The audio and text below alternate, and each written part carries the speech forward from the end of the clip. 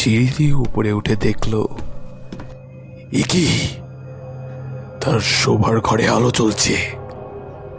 দরজার তালা বন্ধ। দরজার তালা খুলে ঘরে ঢুকতেই ঘরে আর আলো নেই।